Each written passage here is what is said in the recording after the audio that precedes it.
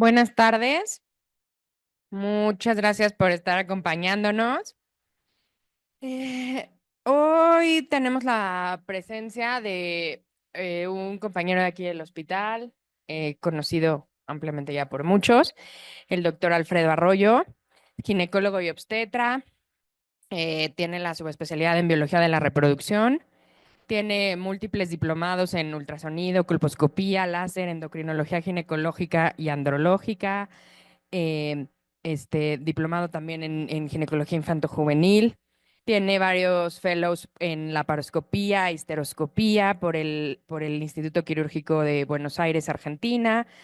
Tiene también, es jefe del servicio de histeroscopía del curso de alta especialidad en endoscopía y ginecológica en el Hospital Juárez. Es profesor del curso iberoamericano de histeroscopía. Y bueno, hoy tenemos el placer que esté con nosotros el doctor Alfredo Arroyo. Nos va a hablar de un tema bastante importante, los folatos e imprenta metabólica. Muchas gracias. Es un gusto estar aquí con todos ustedes. Yo les vengo a hablar el día de hoy acerca de un tema que representa los folatos y su repercusión que se ha documentado hoy por hoy en la cuestión metabólica en la etapa infantil, adolescencia y en la etapa adulta.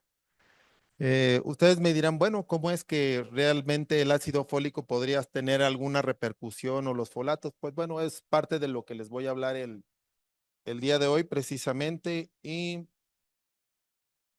voy a hacerme ayudar de esta columna del lado izquierdo donde voy desglosando prácticamente los subtemas que voy a ir abordando y en sí el tema es folatos e impronta metabólica y quiero empezar obviamente por comentar qué es la impronta metabólica. Pues realmente este es un fenómeno que se ha documentado que se expresa en la etapa fetal, en la etapa embrionaria, bajo ciertas circunstancias, bajo ciertas condiciones adversas, no idóneas para el embrión, para el feto, y que podrían representar una alteración en una etapa precisamente del desarrollo que se conoce como ventana ontogénica, y que podría generar una reacción precisamente en este embrión que en la etapa de niñez, adolescencia y en la etapa adulta se podría manifestar. A esto es lo que se le ha llamado la programación fetal, donde puede explicarse aparentemente esto por condiciones nutricionales, epigenética que pudiera estar viviendo una madre en el embarazo y que dé pauta a que exista una programación en ese embrión, en ese feto, que se pueda expresar en las diferentes etapas de la vida. Entonces, ¿dónde le teniendo este preámbulo, pues cuando hablamos de folatos, no podemos decir que los folatos realmente están solos porque tienen en sí diferentes elementos con los que hacen sinergia, como es la homocisteína, la metionina, la vitamina B12, la vitamina B6, como lo van a ver ustedes a continuación. Hoy por hoy, y particularmente quiero resaltar que a nivel de lo que es la mitocondria, ¿sí? Hablamos de que influye las concentraciones de vitamina B12, la calidad misma de esta, para que exista un buen funcionamiento por parte de las mitocondrias. En el ámbito de la medicina reproductiva, hoy por hoy hay la manera de poder evaluar la cuestión en relación a las mitocondrias de los embriones en los centros de reproducción. Esto ya puede ser una opción. Y cuando hablamos realmente de un folato, pues ¿de qué hablamos? Hablamos de un grupo de compuestos que están inmiscuidos precisamente en una gran gama de acciones, como les voy a mostrar a continuación, pero los más conocidos, pues es el ácido fólico, el ácido folínico o folinato de calcio y el ácido levomefólico. Y cuando hablamos de este trajín que sufre el ácido fólico para poder, cuando se consume y que se absorbe y que pueda ser utilizado por las células, pues realmente de estos tres, la forma activa viene a ser el ácido levomefólico o el 5-metiltetraidofolato. Quiere decir que el ácido fólico se convierte en folinato de calcio o ácido folínico y posteriormente este se convierte en ácido levomefólico. ¿Qué importancia tienen los procesos enzimáticos en los folatos? Bueno, pues tienen una importancia porque realmente entran dos enzimas en todo este proceso del ácido fólico, que es la dehidrofolato reductasa y la metiltetraidofolato reductasa. Cuando ustedes tienen un paciente que tiene pérdida repetida o pérdida recurrente de la gestación, dentro de los exámenes que se les hace a los pacientes con infertilidad, es valorar si tiene alguna mutación o algún polimorfismo de la metiltetraidofolato reductasa.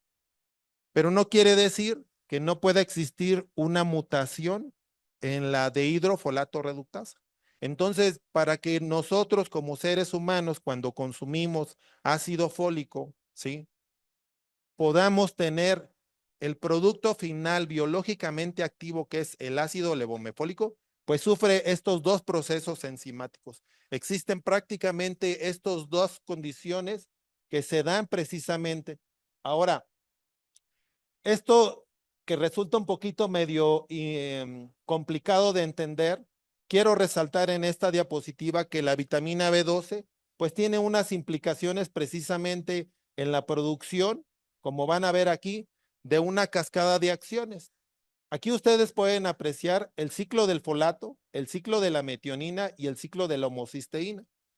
¿Por qué es importante entenderlo? Bueno, porque cuando vemos una paciente que tiene anemia y que puede estar asociada a deficiencia de ácido fólico, pues se parece muchísimo a la anemia también por vitamina B12. Ajá. Entonces, obviamente que podemos valorar concentraciones. Yo les preguntaría aquí a ustedes, ¿quién de ustedes sabe o alguna vez se ha realizado una concentración, valorar sus niveles de ácido fólico? ¿Alguno de ustedes? Yo no lo he hecho, la verdad, yo nunca lo he hecho. Pero lo que sí sabemos como personas y no como médicos, como personas, es que casi todos los alimentos que consumimos, las pastas que están consumiendo ahorita, están adicionadas con ácido fólico, ¿sí? Los alimentos por ley tienen ácido fólico, ajá, como también tienen yodo y tienen algunas otras cosas más y multivitamínicos. Entonces nuestros alimentos están adicionados, más lo que tú consumes de ácido fólico. ¿Por qué eso es importante? Porque hoy por hoy, y que es parte de lo que yo les vengo a hablar el día de hoy, es que el ácido fólico ya se sabe que puede ser perjudicial para la salud, ¿sí? Y ustedes me dirán, bueno, ¿cómo perjudicial si lo hemos recetado 20, 30, 40 años? Bueno, es de lo que les vengo a hablar el día de hoy.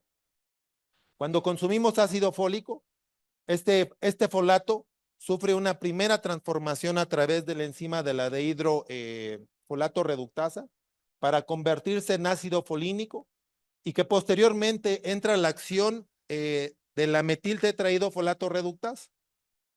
Cuando nosotros tenemos esta conversión por parte de la metiltetraidofolato reductasa, pues vamos a tener la posibilidad de tener ácido levomefólico, el que es biológicamente activo, porque si ustedes me dicen que le comentan a la paciente, consume ácido fólico porque tu bebé va a estar seguro de que no va a desarrollar ninguna alteración en el tubo neural, ningún mielo meningocele, pues eso no se lo podemos asegurar, porque como ustedes pueden ver, el ácido fólico sufre dos procesos enzimáticos y si alguno de nosotros tuviéramos alguna alteración enzimática, ese ácido fólico no va a acabar convirtiéndose en ácido levomefólico. Este punto para mí particularmente es importante porque cuando el ácido folínico, que ya tuvo su acción por parte de la dehidrofolato reductasa, se convierte en ácido levomefólico, el ácido levomefólico ahora entra al ciclo de la metionina. ¿Y por qué es importante? Bueno, porque la metionina, en el ciclo de la metionina vamos a tener esta famosa metilación que va a generar obviamente la posibilidad de que interactúa con el ciclo de la homocisteína y a través de la vitamina B12 va a generarse que se puede eliminar parte de esta metionina generada también en el ciclo de la homocisteína, que nos conviene que no se acumule la homocisteína. Entonces, vean cómo el ciclo del folato se mezcla con el ciclo de la metionina y de la homocisteína, generando precisamente este producto de degradación de la homocisteína, generando para proteínas, pero se está generando que la homocisteína no se aumente. ¿Por qué es importante entonces aquí la vitamina B12? Porque la vitamina B12 con el ácido levomefólico ayudan a que la homocisteína no se acumule. Quien ha tenido la oportunidad de platicar con un cardiólogo, neurólogos, obviamente que esto es asociado con trombosis, ¿sí? Es asociado con eventos trombóticos, con daño celular, con muerte celular. En el ámbito de la ginecobstetricia, de la medicina reproductiva, investigamos los niveles de homocisteína para ver si los pacientes que tienen pérdida repetida o recurrente de la gestación pueden ser atribuibles al hecho de que tengan homocisteínas elevadas. Entonces, buscamos obviamente las mutaciones, ¿sí?, que pudieran generar toda esta alteración, porque si no hay ácido levomefólico, si no hay vitamina B12, se va a aumentar prácticamente la homocisteína y el paciente puede tener eventos trombóticos. Hoy por hoy, sabemos que los folatos están implícitos en muchos procesos celulares, desde la producción de glóbulos rojos, obviamente que ayudan como cofactores en la producción de lo que son dopamina, norepinefrina, serotonina, pero no está dentro de sus funciones principales, pues está en la producción prácticamente de proteínas del RNA, del DNA, y definitivamente es importante que tengamos estos folatos, pues realmente normales, pero particularmente ¿cuál? El ácido levomefólico.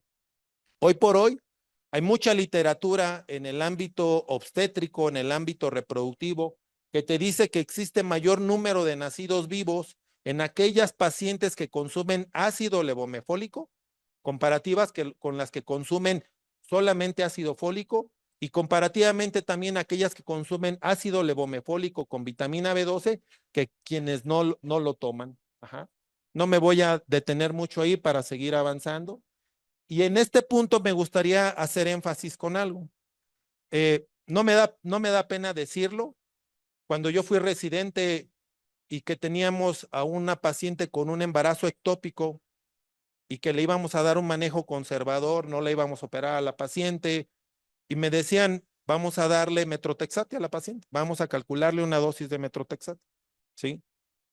¿Y qué hacíamos? La recomendación de mi maestro era, vamos a darle doble dosis de ácido fólico, vamos a darle o ácido folínico, ¿sí?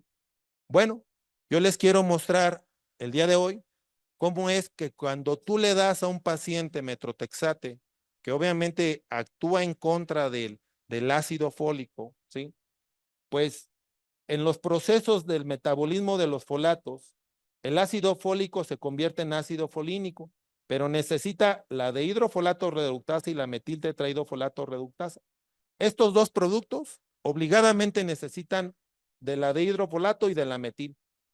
Entonces, es obligado, pero hoy sabemos que el folato biológicamente activo, el que absorben las células con los que trabajan los glóbulos rojos, no es ni el ácido fólico ni el folinato de calcio.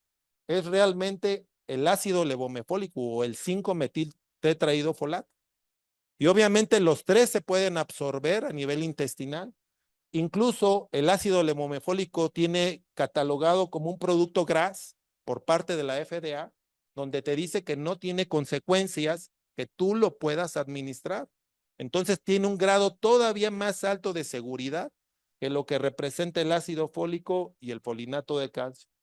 Esta diapositiva ya la pudieron ustedes ver y lo único que quiero ejemplificar con todo esto es el hecho de que cuando tenemos el 5-metiltetraidrofolato, lo que es el ácido levomefólico, con la vitamina B12, pues evitamos estos procesos, discúlpenme, estos procesos de riesgo de trombosis, de riesgo de pérdidas de embarazo con los pacientes. Sabemos hoy por hoy que hay muchos productos en el mercado, hablando por medicamentos, que pueden interactuar a favor de algunos productos que puedan ser agonistas o antagonistas, porque cuando tú hablas de un agonista, hablas de alguien que sigue la línea en la acción del producto que tú estás dando. Y cuando hablas de un antagonista, es que literalmente bloquea su acción. Entonces tenemos realmente productos que pueden bloquear la acción del ácido fólico. ¿Cuál? El metrotexate es uno. Pero también tenemos algunos otros más, como son obviamente productos que puedan generar la inhibición de la dehidrofolato reductasa, de la metiltetraidofolato reductasa. Y hoy sabemos que estos se pueden asociar en los recién nacidos con defectos, obviamente, a nivel de la cavidad oral, cardiovasculares, en el tubo neural, en el tracto urinario. Hoy por hoy sabemos que eso se puede dar. Es muy común que los pacientes que toman anticonvulsivantes, fenitoína o carbamazepina, que se puedan asociar particularmente la fenitoína, ¿sí? Entonces tenemos estos productos que son del diario en nuestro arsenal, como son antibióticos como el trimetoprim, obviamente el metrotexate, obviamente comentábamos la carbamazepina, los anticonvulsivantes. No es raro que pacientes tengan, que lo estén consumiendo varones y mujeres, ¿sí? La incidencia en el mundo de alteraciones en estas enzimas, particularmente es importante y se ha documentado en el mundo, donde tenemos alteraciones heterocigotas hasta en un 50% a nivel de lo que es Asia, ¿sí? A nivel de lo que es el Mediterráneo, hablando de heterocigotos, pero en los latinos, estas son estadísticas de nuestro vecino del norte, nos deja prácticamente sobre el 50% de los latinos en Estados Unidos que tienen mutaciones para la metiltetraidofolato reductasa. Y hablando de homocigotos, pues prácticamente anda como entre un 20 y un 25% estas mismas latitudes a nivel de lo que es Asia, a nivel de lo que es el Mediterráneo y obviamente también para los latinos. Entonces, bueno, ¿dónde estamos nosotros? ¿Dónde estamos en México? Es muy variada la información y la literatura nos deja que puede ir desde un 30 a un 60% en población sana.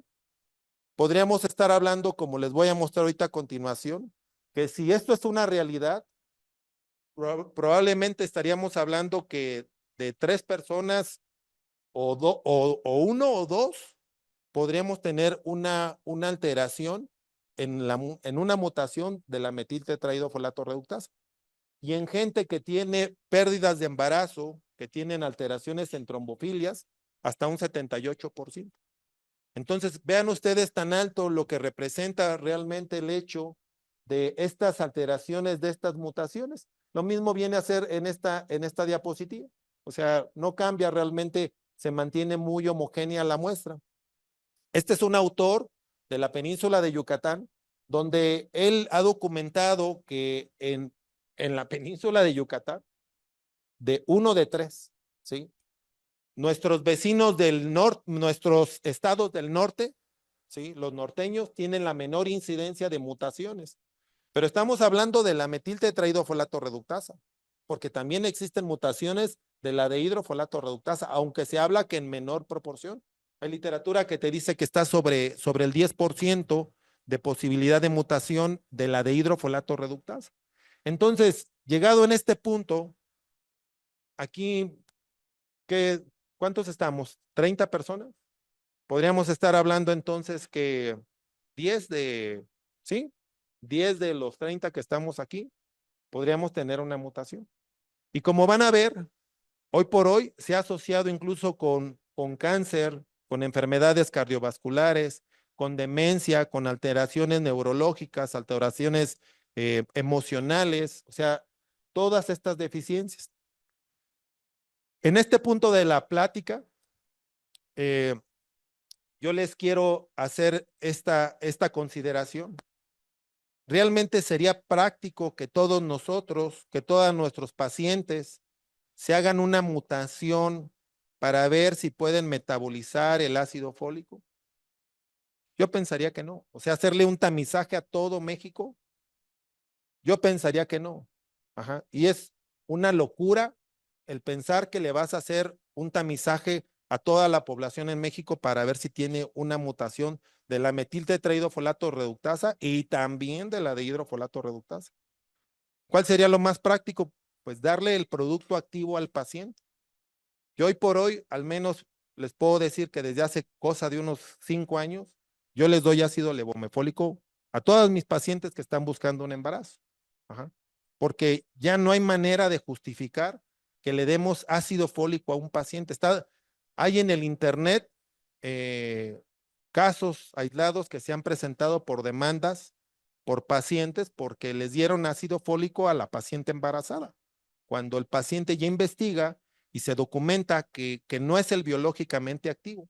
Entonces, si nosotros no tenemos la seguridad que el paciente puede metabolizar el ácido fólico, pues estaríamos realmente haciendo mal.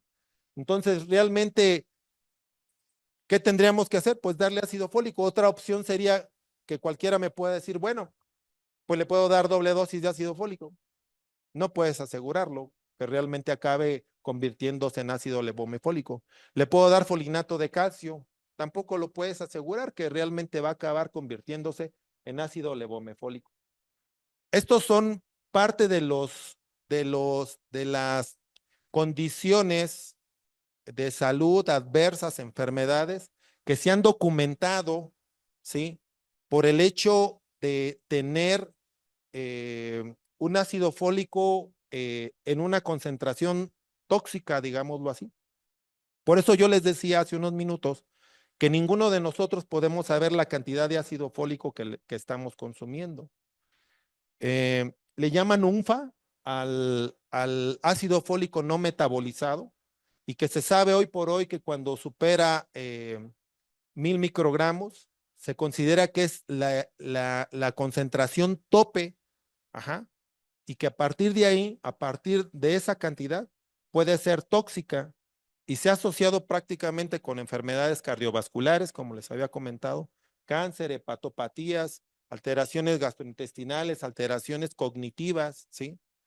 Eh, una de las cosas que ha dado pauta y es parte de lo que yo, pues, me ha generado un interés personal también, es que el famoso UNFA, ¿sí? El ácido fólico no metabolizado, se ha asociado con que podría estar generando alteraciones en todos los seres humanos que las mamás o nuestras madres consumieron ácido fólico en mayor concentración. Entonces, hoy yo les vengo a hablar precisamente de unos estudios que dieron pauta a muchos otros más, que documentaron precisamente que niños recién nacidos, con bajo peso al nacimiento, desnutridos incluso también, podían estar desarrollando al paso de los años ya enfermedades en la niñez, en la adolescencia y que también lo manifestaban en la etapa adulta. Yo quiero pensar que ninguna mujer embarazada en México, pues todas las mujeres que van a buscar un embarazo ya saben que tienen que tomar ácido fólico. Y esa es la parte que nos toca a nosotros como médicos, como ginecólogos, como obstetras, ¿sí? El decirle a la paciente, sabes, hay calidades de folatos. Y dentro de las calidades de folatos, el mejor folato prácticamente es el ácido levomefólico. Entonces, yo les vengo a mostrar cómo es que hoy por hoy se sabe que este ácido fólico no metabolizado se asocia, bueno, genera que niños puedan nacer con bajo peso al nacimiento, con alteraciones en la insulina, particularmente con resistencia a la insulina, mayor posibilidad de desarrollar obesidad y una obesidad sarcopénica, donde exista una mayor proporción todavía de grasa y con disminución en la proporción de músculo. Pero a final de cuentas, otra de las cosas que se ha documentado es que estos niños, estas niñas, estos recién nacidos, podrían tener mayor posibilidad de desarrollar un síndrome metabólico a través de la resistencia a la insulina, la diabetes, enfermedades renales y particularmente estados hipertensivos. Voy a continuar con esta siguiente columna, que ya es la recta final de mi plática, y donde entonces que tenemos que dejar en claro que la dosis tope y por arriba de esta se considera tóxica, vendría a ser 1000 microgramos de ácido fólico. Y por arriba de eso estamos hablando del famoso UNFA, que es el ácido fólico no metabolizado, que ya es tóxico, vaya. Este trabajo fue hace 20 años que inició todo esto, lo que les estoy comentando. Hales y Baker, digo yo que son dos locos de la endocrinología, que ellos propusieron de que recién nacidos etiquetados con bajo peso al nacimiento, desnutridos, podrían estar desarrollando alguna enfermedad al paso de los años en la infancia. Entonces, Hales y Baker se dieron a la tarea de documentar qué pasaba con esos niños etiquetados con bajo peso al nacimiento, ¿sí? Y se dieron cuenta que a los 5 años de edad, estos niños tenían más posibilidades de estar desarrollando resistencia a la insulina, diabetes en la infancia, hipertensión, enfermedades renales y por consecuencia un síndrome metabólico. A esta teoría le llamaron la teoría del ahorrador. Hales y Baker tuvieron razón. O sea, la teoría que ellos propusieron hace 20 años, ¿sí? Se corroboró que era una verdad, que estos niños que nosotros etiquetábamos como obstetras o nuestros pediatras, como niños desnutridos o niños con bajo peso al nacimiento, era una condición que podía dar pauta a que tuvieran una alteración a partir de los 5 años de edad. Entonces, este Hales y Baker lo que documentaron precisamente es que estos recién nacidos podrían tener menor cantidad de células en algunos tejidos, como lo van a ver, menor sensibilidad de la insulina en ciertos tejidos, como es hígado, músculo, grasa, ¿sí? Alteraciones hormonales, como les voy a mostrar ahorita a continuación, y obviamente incluso alteraciones en la producción de ciertas hormonas. Hales y Baker documentaron precisamente que estos recién nacidos, en su teoría del ahorrador, tenían mayor posibilidad de desarrollar hipertensión en la infancia, falla renal por alteraciones en la producción prácticamente de la nefrona, menor producción de insulina y por consecuencia mayor posibilidad de desarrollar una diabetes en la infancia y por consecuencia que pues un síndrome metabólico, ¿sí? A temprana edad. Hales y Baker lograron documentar esto y una de las cosas que pasó fue que su trabajo dio pauta a muchas otras cosas más para investigar. Hoy por hoy, con esto mismo podemos hablar del síndrome de ovario poliquístico. Hoy por hoy, con estos trabajos de Hales y Baker, se han aplicado para el famoso UNFA, para el ácido fólico no metabolizado, que se ha documentado precisamente que sí está asociado prácticamente con esto. Hoy por hoy hay muchísimos artículos donde te dice precisamente que el ácido fólico no metabolizado en concentraciones altas y concentraciones bajas de vitamina B12 dan pauta precisamente a que estos niños puedan expresar esto mismo que Hales y Baker estuvieron diciendo, y particularmente que desarrollen esta obesidad sarcopénica en la niñez, en la adolescencia, en la infancia, ¿sí? Aquí les quiero mostrar precisamente parte de lo que se ha estado hablando, que en la etapa fetal, precisamente influenciados por cuestiones genéticas, epigenéticas, la restricción en el crecimiento de este bebé, desnutrición o incluso bajo peso al nacimiento, ¿sí? Sumado al UNFA de más de 1000 microgramos de ácido fólico no metabolizado, podría dar pauta a que el paciente pueda generar en la niñez y en la adolescencia una adiposidad temprana, o sea, obesidad, ¿sí? Por consecuencia, un síndrome metabólico. Cuando, cuando nosotros investigamos, cuando nosotros leemos que, no sé, un ejemplo, o sea, que la preeclampsia es un estado hipertensivo del embarazo, y lo lees y estás en el R1 y lo lees así en el R2 y en el R3 y en el R4 y terminas la residencia y tú dices, bueno, ¿y realmente cómo se genera el proceso para que acabe teniendo hipertensión? O sea, ¿en dónde viene? ¿En dónde dice? Ajá. Porque luego te aparece así.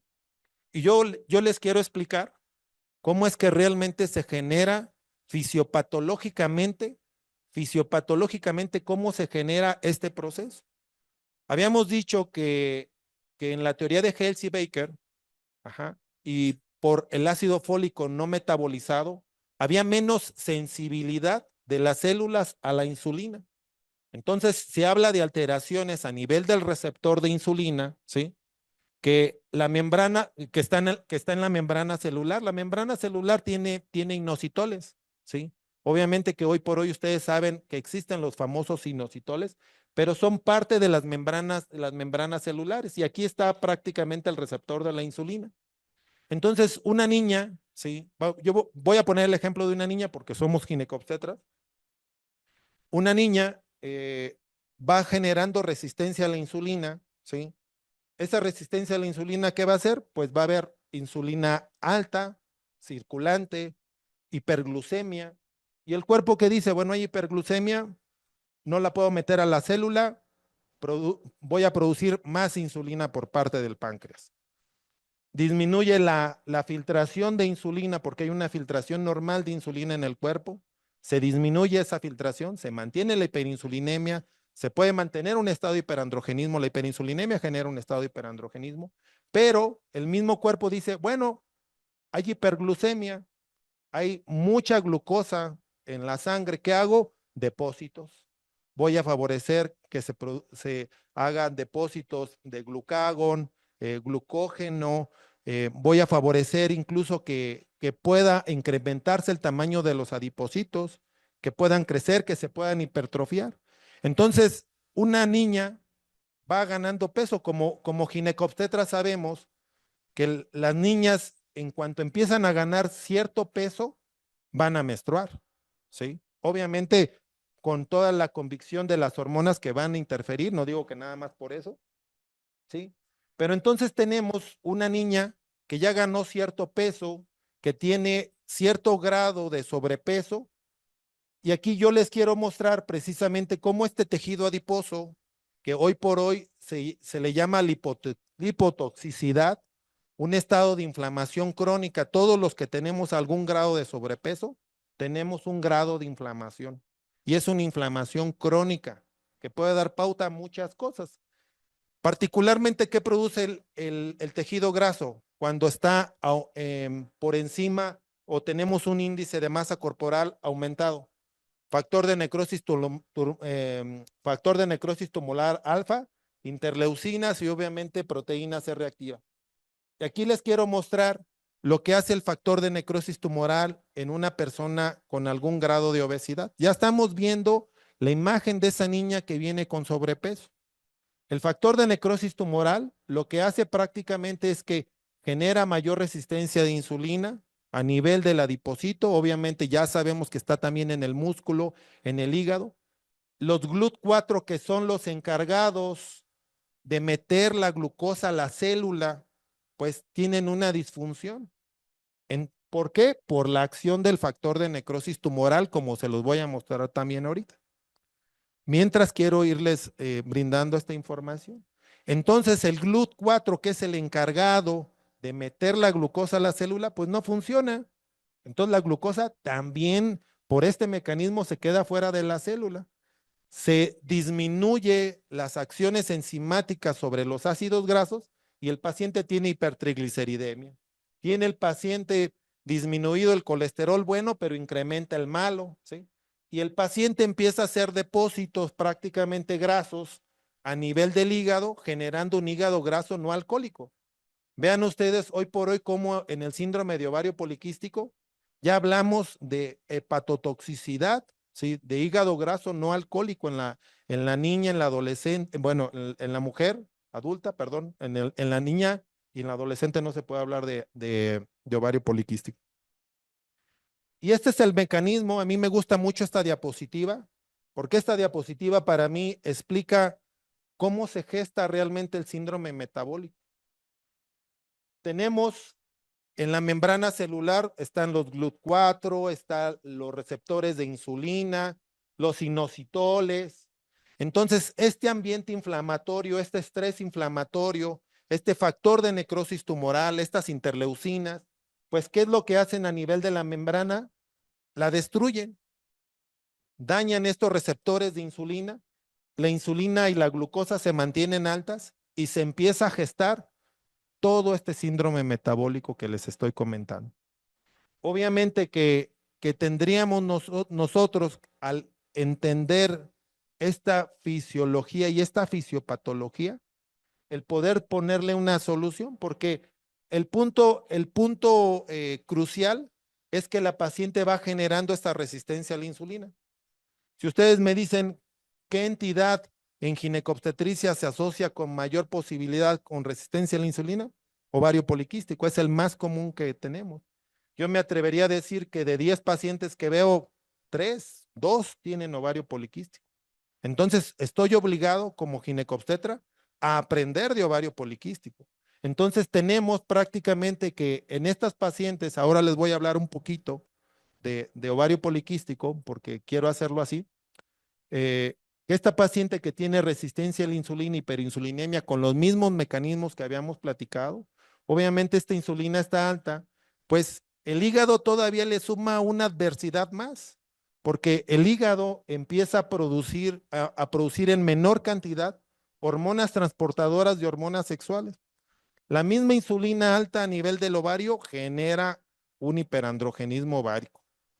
La misma paciente que tiene sobrepeso produce andrógenos periféricos por la grasita, una mayor conversión periférica a estradiol o a un estrógeno de bajo acción.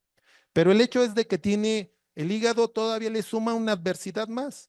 Produce menor cantidad de hormona transportadora de hormonas sexuales y la paciente tiene andrógenos elevados y va a expresar ¿qué? Mucho vello corporal. Va a expresar datos de hiperandrogenismo. Ajá, particularmente por la insulina, pero particularmente con esto. Vemos alteraciones hormonales y vemos que la paciente acaba con anovulación. Obviamente que el paciente que tiene un síndrome, hay pacientes que tienen un ovario poliquístico, pero no tienen síndrome metabólico. Hay pacientes que tienen hiperandrogenismo y no tienen un ovario poliquístico. O sea, obligadamente tenemos que hacer diagnósticos diferenciales. Y es el mismo evento con la misma teoría de Hales y de Baker que hoy por hoy se explica precisamente también este proceso con el ovario poliquístico, donde habíamos platicado que a nivel fetal, por cuestiones genéticas, epigenéticas, los ambientes de hiperandrogenismo en el embarazo, ¿sí? Que pueden generar, no podemos, yo creo que a todos ustedes como colegas ginecobstetras les tocó ver que una diabética no siempre tiene un macrosómico, ajá, incluso puede tener productos con bajo peso, desnutridos. ¿Cómo lo explicas? Bueno, pues lo explicas con estas teorías, ¿sí? Y una de las cosas que se ha visto precisamente con estos pacientes es que acaban generando un síndrome metabólico, pero también después expresan lo que es el ovario poliquístico. Creo que, creo que a muchos nos ha pasado y estarán de acuerdo conmigo que el ovario poliquístico muchas veces tiene realmente una secuencia para que lo puedas acabar de ver y diagnosticar. Porque cuando tú ves una niña, ves un adolescente con mucho vello corporal y que muchas mujeres normalizan, y digo normalizan porque es una verdad, cuando tienen mucho vello en los antebrazos, en las piernas, en la espalda, en la cara, y lo normalizan, ¿sí? Pues eso no es normal, porque es una zona de crecimiento de vello de nosotros los varones, ¿sí? Y es una cosa que tenemos que nosotros educar a nuestros pacientes y hacerles ver, porque si una mujer lo tiene, la mamá tiene el 50% de posibilidad de que la mamá también lo tiene, el 25% de que lo tiene la hermana, ¿sí? No podemos hablar de ovario poliquístico en la infancia, no hay manera, no hay criterios para diagnosticarlo, no hay criterios para diagnosticarlo en la adolescencia. Tienen que pasar, se habla de 7 a 8 años de madurez del eje hipotálamo, hipófisis, ovario para hablar de eso. Y entonces tenemos en sí que la mayor cantidad o concentración de pacientes que tenemos en ginecobstetricia con un síndrome metabólico, ¿quiénes son? Pues las que tienen ovario poliquístico. Y obviamente que estamos obligados a poderlas atender. ¿Con qué? Con lo que estemos pues familiarizados, la experiencia que hemos generado, sea a través de algún sensibilizador de la insulina, sea a través de metformina, mioinositol, de quiroinositol, el que ustedes quieran y que tengan esa experiencia. Porque cuando tú comparas de manera profesional, porque todos los médicos nos formamos de que podemos debatir. Y cuando tú comparas los inositoles, no puedes comparar que el de quiroinositol sea mejor que el mioinositol. Eso no lo vas a encontrar comparativamente en ningún lugar del mundo, ni ninguna literatura te lo dice. Ajá. Es mucho más fuerte y mucho más efectivo y mucho más potente el mioinositol que el de Quiro. Incluso el de Quiro se produce a través del mioinositol. Entonces, obviamente que una opción es que le podamos dar a un paciente mioinositol. No es una vitamina. ¿Por qué no es una vitamina? Porque el cuerpo lo produce y cuando lo produce deja de tener esa etiqueta. Si el cuerpo no lo produce y lo consumes, puedes estar hablando de una vitamina. Y es importante, digo yo, que el mioinositol es un facilitador, que transmite las señales, ¿sí? Es un amplificador de la señal. ¿Para quién? Para una célula que está sorda, que no escucha, que le pide obviamente el cuerpo que escuche la señal que le están mandando. Para mí el mioinositol es un multifuncional, se conoce como un segundo mensajero. La acción principal que hoy por hoy conocemos en el mundo del mioxitol, la principal, pero que tiene muchas, es que permite la acción de la insulina directamente en el receptor y el receptor activa un proceso, una cascada de acción para que los famosos GLUT4 puedan facilitar la entrada de la glucosa. Disminuye la insulina circulante, disminuye la resistencia a la insulina, la eliminas, disminuye la hiperglucemia que está en la sangre. Esta es la función principal que conocemos del mioinositol. Obviamente, pues te puede regular cuestiones de alteraciones hormonales en los pacientes. Fisiológicamente el paciente empieza a ovular. Estas son las dosis que estamos acostumbrados en los pacientes que tienen ovario poliquístico, donde les damos 2 gramos de mioinositol. Si es meramente atender el síndrome metabólico, le damos 2 gramos. Hoy por hoy se sabe que como tiene una acción similar a las hormonas o a la hormona de la felicidad del mioinositol, y que esto lo consigues con más de 10 gramos con el paciente, o sea, puedes estar hablando que puede tener una acción similar a la dopamina, ¿sí? Lo consigues con más de 10 gramos y se habla que para alteraciones cognitivas sobre 6 gramos, para la paciente que tú quieres que evitar diabetes gestacional, 2 gramos, o si ya lo tiene, 2 gramos, y para cualquier paciente que tenga diabetes, 2 gramos. Estas son las recomendaciones para el paciente que tiene ácido, que tiene síndrome metabólico, de darle prácticamente vitamina B12, 2.5 microgramos, de mioinositol, lo que representa 2,000 microgramos, y obviamente de ácido levomefólico 200 microgramos al día. Esto es parte de lo que se recomienda para atender el síndrome metabólico y hoy por hoy, pues nos queda claro este famoso UNFA, que es el ácido fólico no metabolizado y que es realmente deleterio para la cuestión de la salud.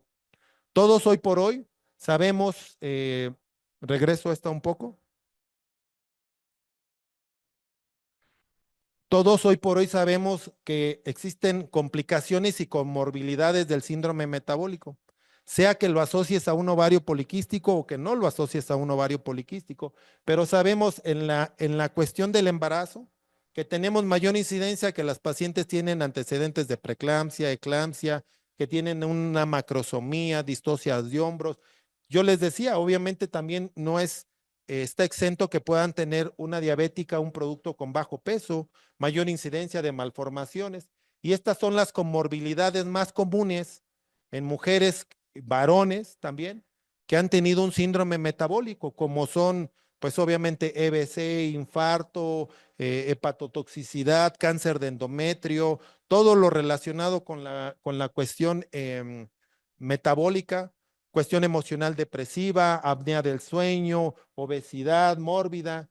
También relacionado con el hiperandrogenismo. Esta es la escala de Ludwig para poder evaluar la alopecia en las mujeres que tienen prácticamente hiperandrogenismo, ¿sí? Obviamente así se manifiesta.